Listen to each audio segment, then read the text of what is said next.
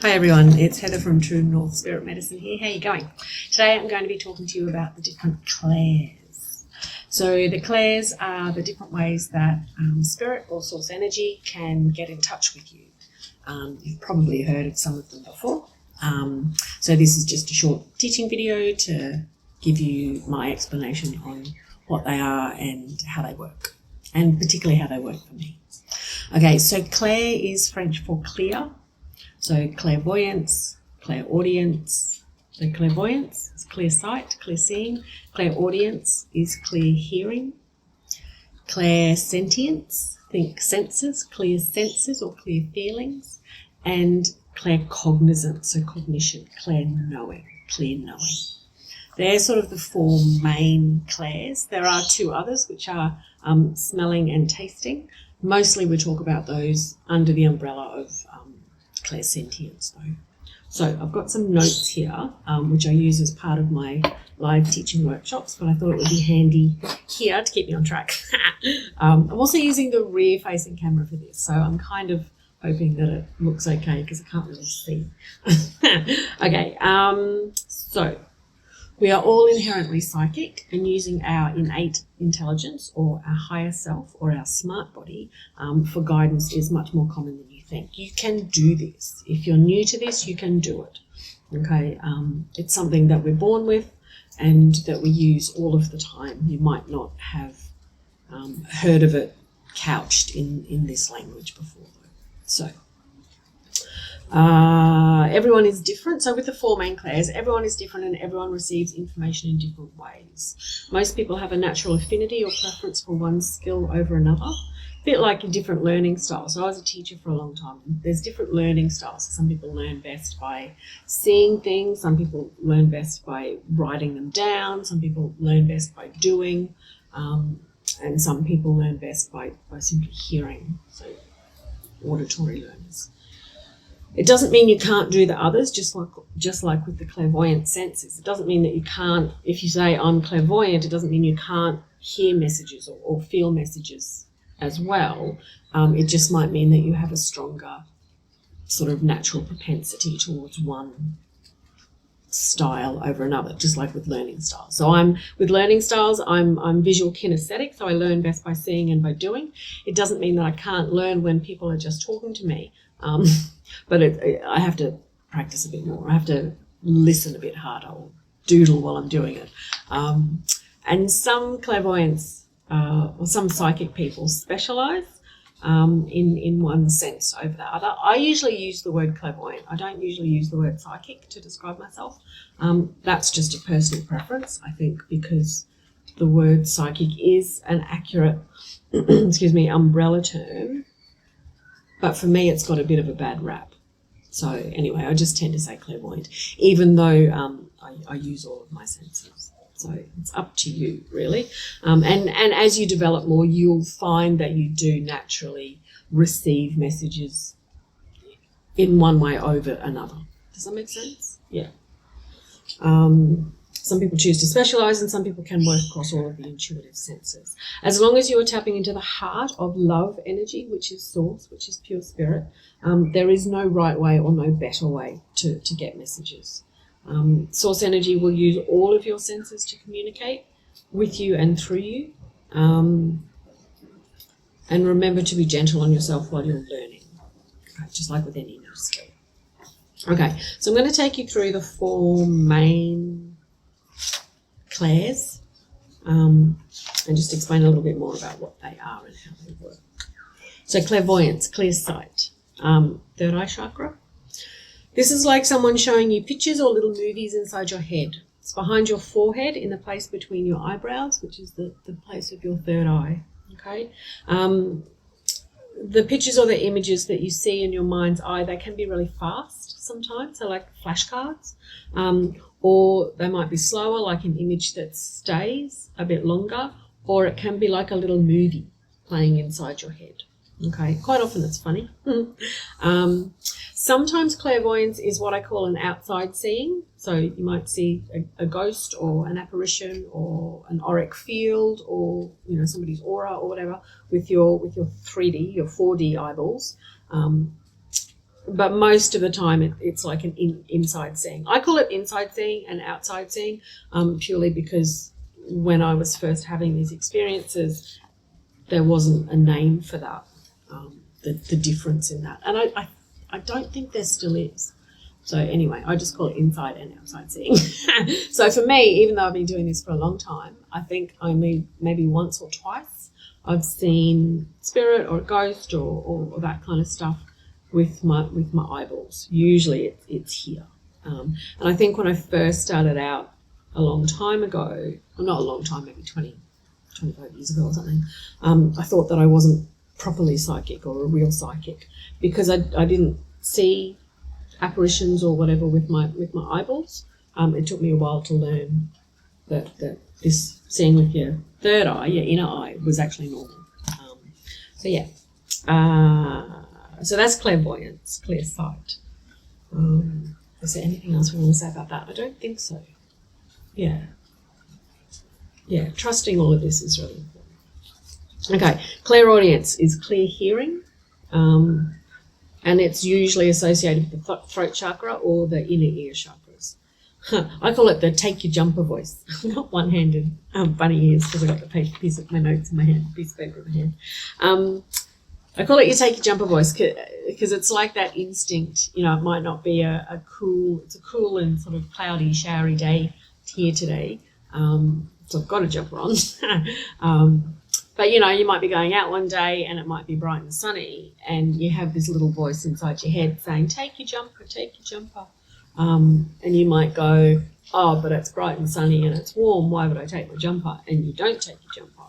And then later the temperature suddenly drops or a storm rolls in or whatever and you go, oh, and then it gets cold and you're like, oh, I really wish I had my jumper. Or you might hear that voice in the morning when you're going out that says, take your jumper. And you go, I've heard this voice before. And last time I didn't listen, I didn't take my umbrella and it rained. And it's the same kind of voice and it feels like it's loving and trusting. And so I'll take my jumper and it gets cold and you're like, hooray, I've got my jumper. So anyway, I call it the take your jumper voice. So that's clear hearing. So when you hear, usually it sounds like your own voice, which can be a bit confusing at first because you think you're just making stuff up. Sometimes it doesn't sound like your own voice. Okay. Which makes it less confusing. But it sort of comes, the information, the clairaudient information comes into your inner ears from a different place inside your head.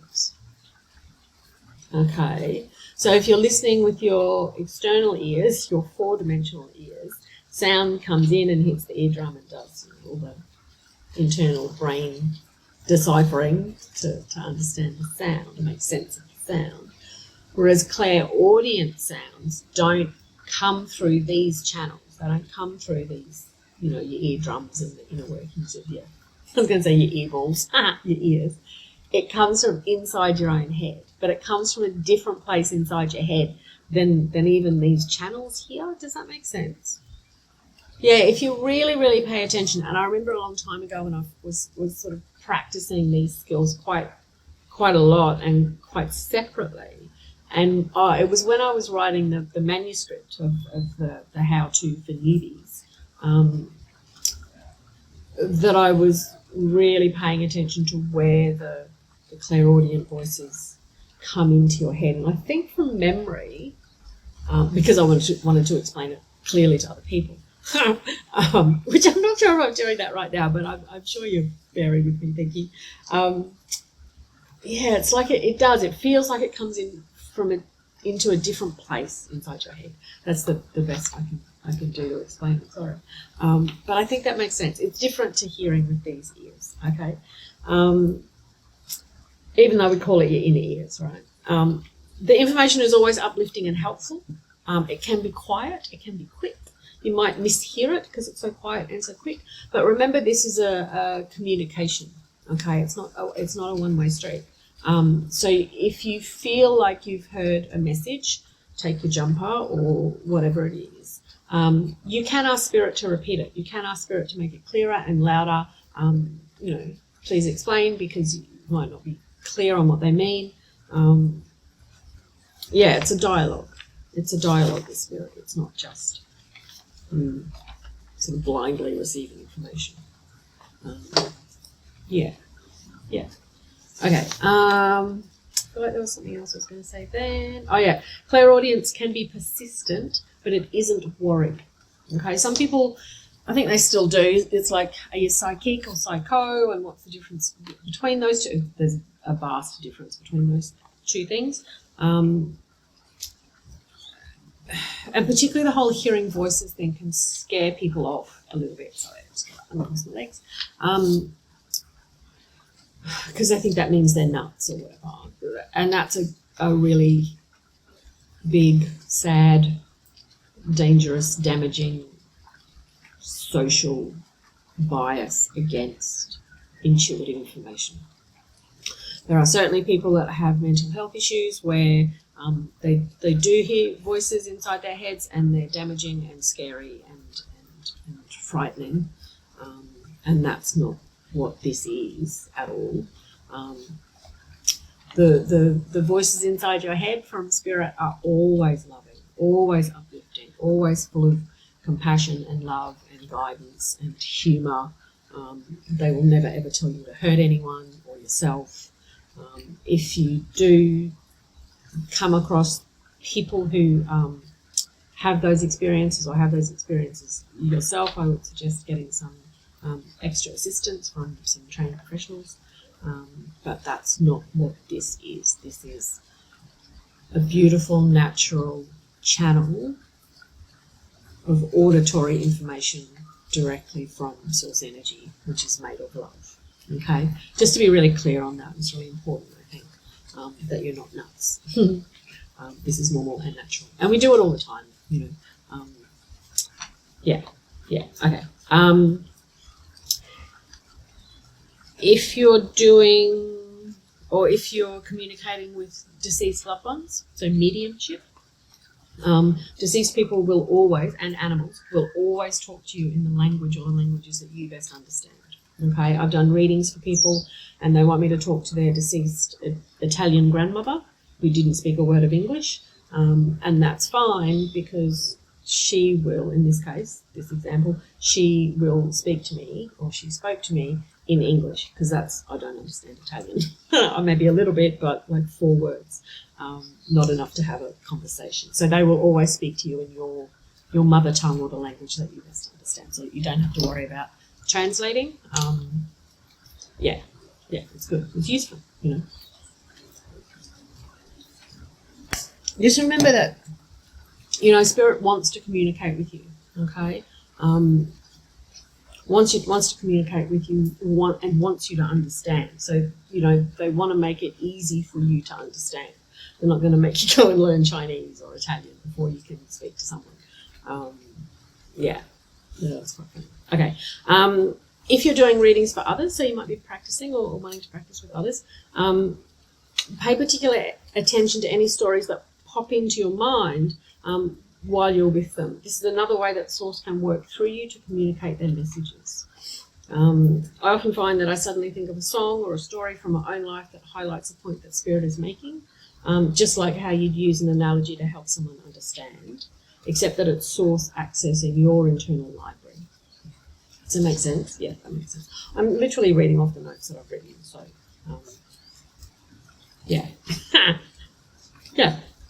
Yeah, they will often do that. Sometimes it's songs, sometimes it's, you know, little sayings, or a story from my own experience that helps the other person. So pay attention to anything that sort of pops in that you think of while you're practicing or reading for others, because that's another way that the Spirit can get a message across.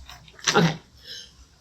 Clairsentience. So clairsentience, remembering Claire is French for clear. So clairsentience, think senses, clear feeling, or clear senses. Okay, this is often associated with the sacral chakra, and can also be known as gut feelings. Okay, clairsentience is the goosebumps one. You know, when the hair on your arms or your body stands up when something's really accurate. Some people call them truth bumps instead of goosebumps. Or the feeling that someone's just touched you on the shoulder or something when there's no one physically there. Or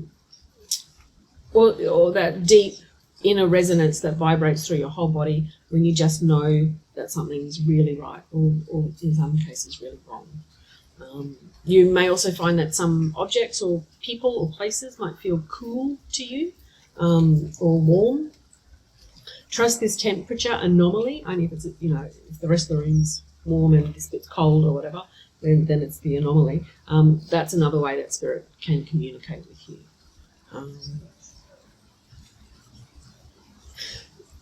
If you're doing readings for people, for others, you might also get particular sensations in your body, okay? So sometimes you might be passing a message on and they're, for example, talking about someone's asked you a question about a romantic relationship, and sometimes I might go, well, it feels uncomfortable, like you get this kind of discordant or imbalanced feeling in your body, and it's like, oh, it kind of feels a bit clunky, or it feels a bit, like this or whatever. That's clairsentience as well. So they'll use, if you allow, because of course this is all free will, source energy or spirit or deceased loved ones will use everything that you give them at their disposal. You know what I mean? To make the message as clear as possible. Okay.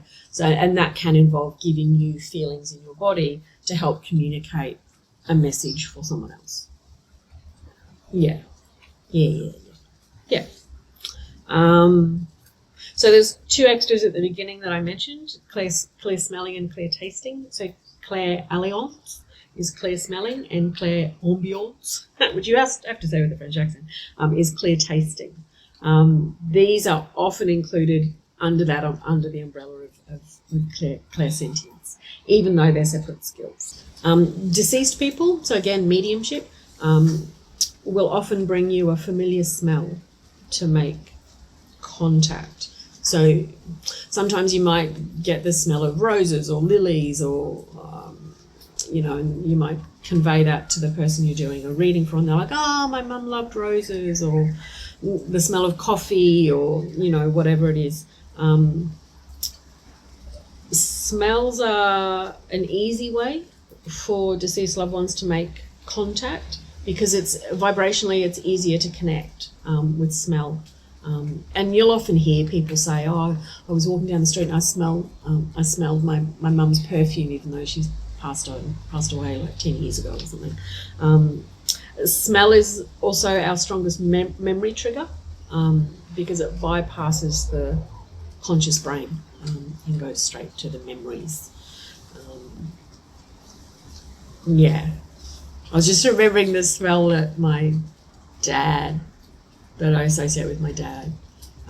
He passed away quite a few years ago now. And it's neither roses or lilies. It's actually stale beer and cigarettes, which is quite funny. But yeah, that's how I know that it's definitely him around. It's quite funny. Okay, so just a note before we go on to the last Claire, and particularly it's important with clairsentience. So this is about detachment, okay? Detachment is really, really important. And so detachment is the skill of holding your energy separate to others, okay? So when source energy or spirit or whatever name you want to give to this loving energy that's conscious and wants to communicate with us,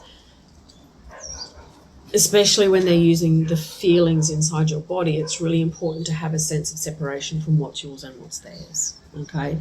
So when you're sensitive, and if you're doing this work or you're interested in this work, then you're sensitive. It sometimes can be a little tricky to negotiate what's yours and what's theirs, okay? It's important not to take on those feelings for others, because it doesn't help anyone. I've got written here that empathy is a form of clairsentience, and I guess it is, because it's a clear feeling, a clear feeling for others. But just know that you can be more help to others when you don't sort of go down into the mud with them. So if you're doing a reading for someone and they're in grief, well, don't do a reading for someone if they're, they've just lost someone. but strong feelings come up when you're connecting to spirit, particularly with mediumship. It doesn't help them, and it doesn't help the loved one that they're trying to communicate with if you suddenly spiral into your own grief, because then your vibration is low, okay, and lowered, and you need to keep it high in order to do this work, okay. The pretty cool thing about this is that you can just ask for the feelings that aren't yours to go away, and they will straight away. Okay, so that's a really important thing to remember, especially if you're doing this work and you're working with others, and you know they go, oh, that someone's had like a stomach complaint, and so you're talking to them about some health issues, and then half an hour after the reading's finished, you're still feeling it in your stomach. Just ask spirit for it to take it away, to take those feelings away, and they will go, which is a really clear indication that it's not you feeling sick or nauseous or whatever. If you ask for it to go away and it goes away like that, then you know it's just an energetic thing, and that it can be cleared really easily. Okay, it's really important, really, really important. Particularly if you're a healer, it's really important to do that work. Yeah. Cool. Okay, so last one, claircognizance, clear knowing. Think cognition. So clear knowing. It's associated with the crown chakra. This is the most interesting one, I think. Claircognizance is where you just know stuff, sort of out of the blue. Okay. It's things that no one's ever told you and that you couldn't possibly know otherwise. And it's information that seems to come out of nowhere. And it's really, really different to any of the other clairs in that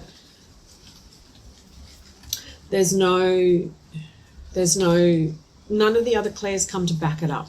Do you know what I mean? Like you won't have a vision that goes with it, or an auditory, well, often it's auditory, or a sense that goes with it. It just comes in. It's like someone's just dropped information straight into the top of your head. It's really interesting. I find it the most accurate, and a lot of other people in this industry do. It's also the one that you can't really train for specifically. There's ways to practice the other clairs, but this one you kind of can't train for specifically because it comes out of the blue. Okay, it's unbidden information. But of course, by practicing all the others, you practice. You're opening up your channel, and you're practicing your sensitivity and your awareness and your intent to open yourself up to spirit. So of course, it enhances the opportunity for claircognizance to happen. Is what I'm trying to say. Claircognizant messages are known as the clearest, most direct, and most accurate information of all. It's also known as the highest attunement. And also often known as the trickiest, because you really, really need to trust in yourself and know yourself well to work with it, okay? Because it doesn't have that other backup. So when I'm doing readings for people and I hear a message, it often comes with an image and a feeling at the same time, or I might feel something, but then it will come with some words, that go with the feeling. So there's like a crossover. For me when I'm working, but with claircognizance, and this is the same across the board, it just drops in. It's really interesting. Okay. So that's the 4 clairs. So just as sort of a couple of general notes, always use your own inner compass to guide you about what to do with what you know in each situation, and be ethical and stay in your own integrity.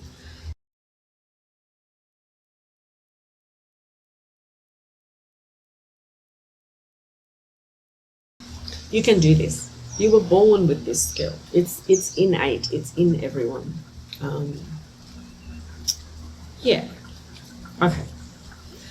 So just a couple of notes on how to identify your strengths and some ways that you can practice on the daily. So listen to your language during reading. So I'm assuming that you want to practice this skill, or at least learn more about it. But if you can join a meditation group or a reading circle and practice with others. So listen to your language if you're doing readings for other people, and it'll give you an idea of how you're working, or which intuitive sense that you're using at that time. So for example, you might sort of say to someone, oh, I'm seeing an image of blah, blah, blah in my head, or I'm hearing this, when they ask you a question, I'm hearing this answer, or I'm being told that, you need to change jobs, or, I'm getting, it sounds like, I'm feeling, I feel it here in my body. I know, my understanding is I'm being shown this. They're all sort of gamuts, beginning phrases that will give you an idea of which sense that you're developing or which sense that spirit is using to communicate with you at that time. I think that makes sense, right? Yeah.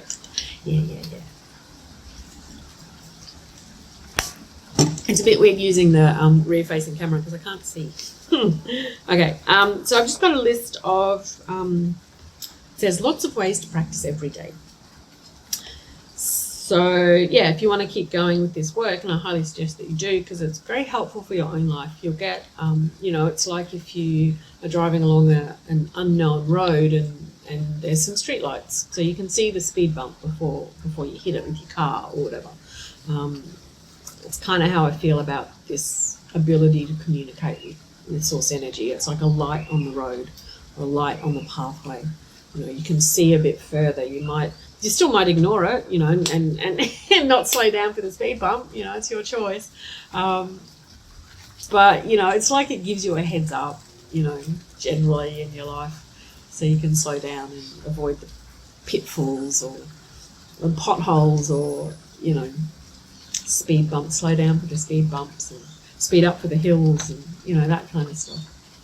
So yeah, it's useful for yourself in your own life. And it's nice to know that you've got backup as well. Like you can ask the universe questions on anything about your own life. Have a look at the Set the Symbol video that's under the teaching videos folder or whatever on my YouTube channel, because that's a really accurate, really interesting, funny, fun, fast way to access information from spirit as well. Okay, so ways to practice if you want to develop your clairvoyance, your clairvoyant skills. See, I just use clairvoyant as like a generalized term for psychic, but you know what I mean. So this is interesting. So the first one I've got, it doesn't matter. I'll skip the first one. Okay, so some easy ways. Your phone might ring and you might sort of ask who's ringing before you look at the caller ID, obviously. So, you can practice tuning into the field before you look at the screen. What are the best oranges to buy in the supermarket? You might get a feeling, you might hear, you might be drawn to particular fruit or vegetables. You can practice your clairvoyance, clear sight, by, when you see a plane go overhead, you can sort of let your eyes go a bit blurry, I suppose, and practice seeing the little energy. It's the aura of all of the people in the plane around a plane. For some reason it's easy doing planes because maybe they're at a distance, especially if it's a cloudy day. You might see like a shiny grey, silver glow or different coloured glow around the plane. You can send them good vibes, happy holidays, happy landing as well. Set the symbol. You have a look at that video. While you're driving in your car, you might ask, what lane should I be driving in? This is a really useful one. I use this quite a lot when I'm in the car. Just put a little, you can say it silently or out loud, and then you might get a feeling, stay in the lane that you're in or change lanes. And sometimes I change lanes, and when you're driving along and someone sort of stops to turn, so you just go into the other lane and you go, aha, you didn't have to stop, like really simple things. But they're really good ways to build up your skill set, your trust, that these messages are accurate and real and helpful for you. So when it comes to asking questions about the bigger decisions in life, you built up your trust bank. Do you know what I mean? Like, you know that you can trust this information and that the feeling of where this information comes from. This is a really important part. I don't know if I said this at the beginning. I think I did, but I'm going to say it again. As long as all of these messages feel like they come from the same place, that loving, gentle, uplifting source energy, and that's what you're trusting. Okay, it's really important. Practice giving readings. Keep a journal or a dream journal. Psychometry is practicing reading the energy imprint of objects. Spontaneous drawing, automatic writing, remote viewing is sending your your consciousness, really, your clairvoyant sight to another location to gather information. I remember the first time I did this, I didn't know I could do this until somebody asked me. And then I was like, I don't know, I'll give it a go. And I did, and it worked, which is quite cool. I was weekend away with some girlfriends, like quite a few years ago, and a friend had misplaced her driving glasses, her glasses for seeing, and she couldn't drive home without them. And it was quite a big house, and we'd been there all weekend, and, you know, so everyone's like madly kind of looking, and she's unpacking her bag, and we couldn't find them, and then she asked me to psychically tune in and to see if I could locate them, and so I did, so then I kind of learned that I could do remote viewing. I think I knew what it was called then, but I had never tried it, so that was really useful. Yeah, I don't think I want to get into explaining exactly how to do that. It's not that hard. But yeah, it's just another way you can practice. Pay attention to the signs and symbols from the universe. So you might see some feathers that to you mean deceased loved ones, or eagles flying, or that kind of stuff. A really good way to practice every day is to keep your vibration as high as possible. So daily meditation is key, especially in these changing times. It's like an anchor, you know, to keep you grounded. And you really need to be quite grounded to do this quite high spiritual work. Otherwise you float off like your head's in the clouds. And that's not particularly useful for paying bills and feeding yourself properly. So I highly recommend staying grounded as a first step to all of this work. And that's the way to keep your vibration high. So just think of a tree, like the deeper the roots of a tree are, the higher its branches can grow without it being susceptible to big storms or being blown over in the wind or whatever. So if your roots are deep, you can go higher, okay? And just know or remember that love and laughter go directly across the veil, and gratitude is really important as well. Okay, I think that will do. That's a fair amount of information for one little teaching video. So I hope that's helped. Good luck practicing. Remember that it's an innate skill, and really you're just tapping into information that's already in the quantum field around you, around all of us, okay? So the information is already there. You're just picking it up. You're just learning the ways to pick it up, okay? So you too can have guidance that will highlight or light the way along your own path, or if you want to take it further, it can help others in their lives too. So yeah, good luck. Let me know how you go. Thanks for watching, and I'll talk to you soon. Bye.